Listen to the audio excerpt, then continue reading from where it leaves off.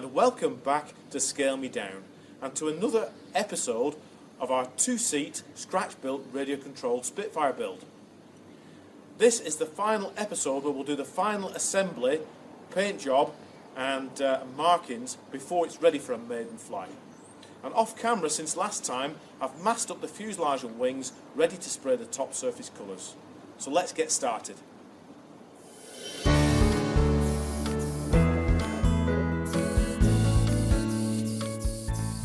I applied 2 thin coats using this HV LP spray gun.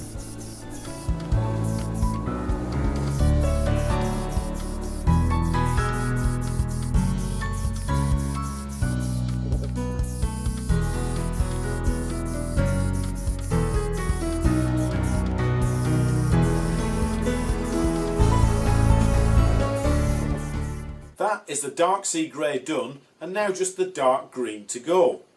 It looks like camouflage patterns such as this are random, but in actual fact they're not. The chap on the shop floor charged with painting the grey and green on the full-size Spitfires was given a chart like this, and so they always follow a similar pattern.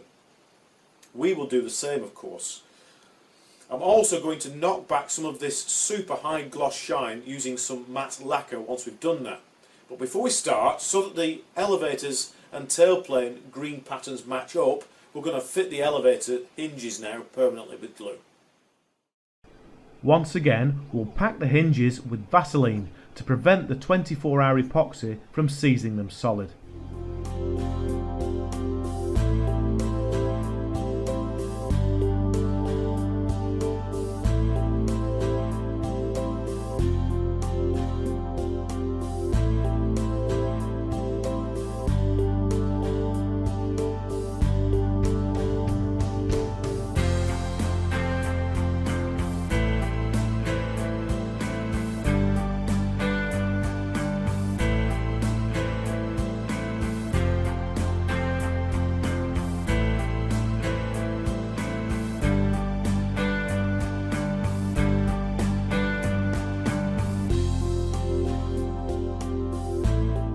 I've roughened this area of the elevator joiner with a Dremel fitted with a sanding drum.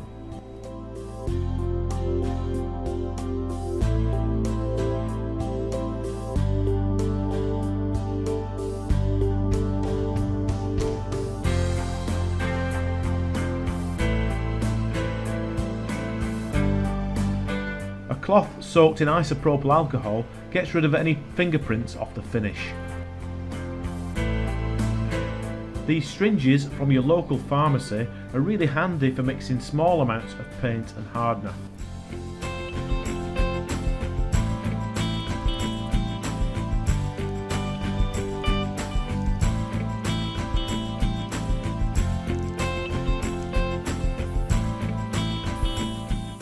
We're going to use this single action airbrush to apply the green camouflage, as it's much easier to clean up afterwards.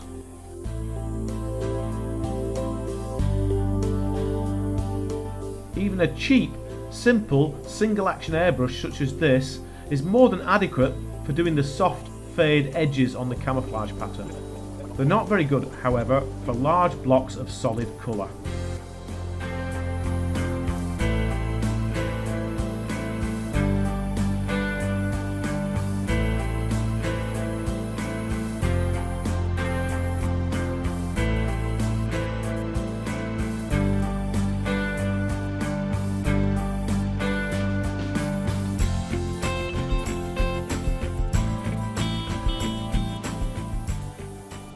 Despite the airbrush being so small, we require the big compressor to supply air for this job, and that's the loud periodic noise you can hear.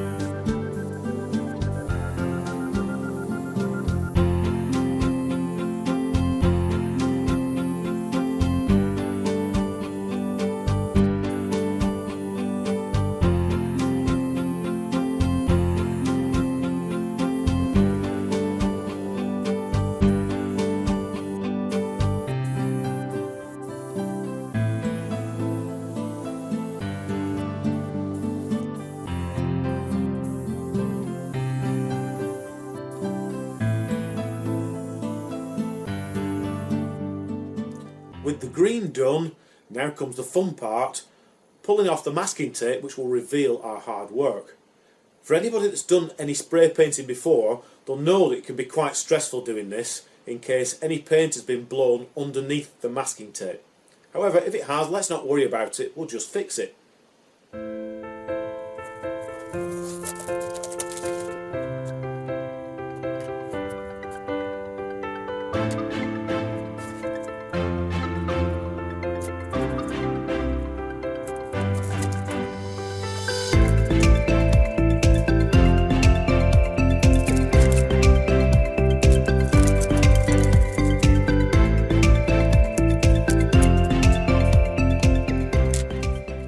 All the masking is now removed and there were one or two issues as we predicted.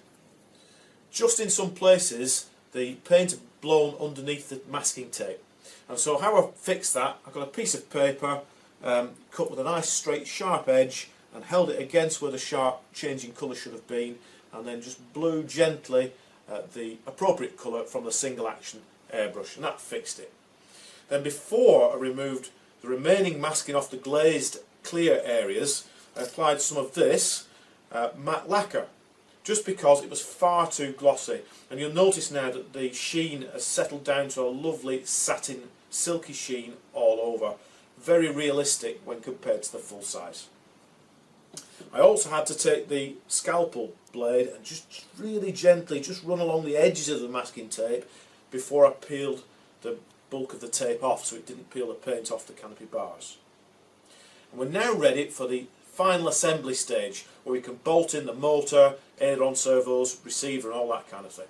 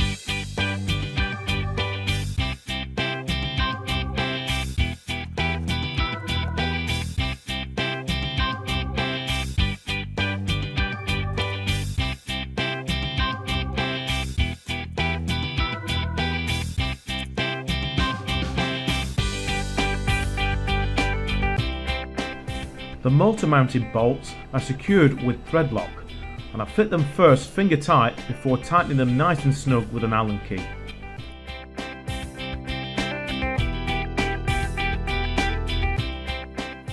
It's now time to apply all the markings to the aircraft. And here are two secret weapons that I use to do just that. First, I have this vinyl cutting plotter that I bought second hand many years ago. And we can use it to cut vinyl stickers directly, or in this case we can cut vinyl stencil masks that we can blow paint through using the double action airbrush. We use this machine rather than the laser, as lasering vinyl releases poisonous chlorine gas. Second is this old school overhead projector, and we can use it to directly project on the aircraft the position of the markings by producing an acetate such as this one with all the markings on it as a line drawing. This will allow us to accurately align the stencils. The vinyl cutting plotter can be controlled from any vector drawing software. We stick a piece of clear self-adhesive film with its backing down to this gummed carrier sheet. The print head is fitted with a tiny knife blade. By a combination of moving the knife blade side to side, up or down, or by drawing the material in or out of the machine, any shape can be cut.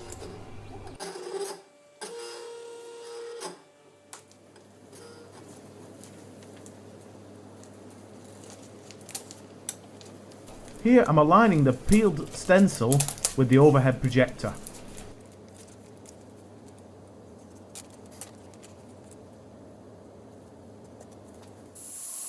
before painting the marking using the double action airbrush.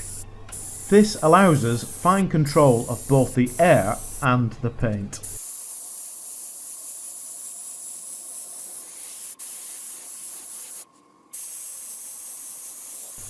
With this technique we can do markings of any colour.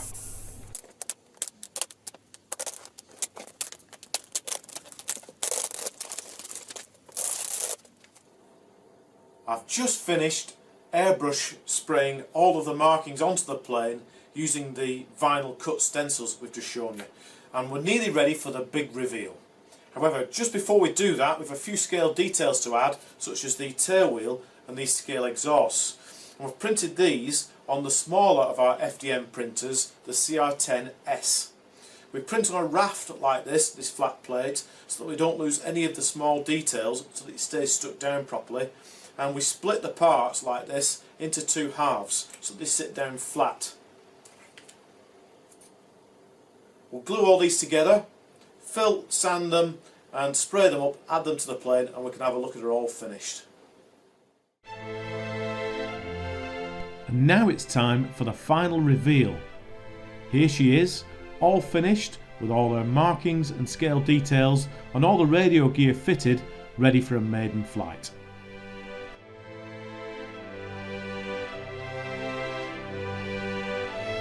Join us next time when we conduct the maiden flight and see how she flies. Until then, don't forget to like and subscribe to support the channel. See you next time.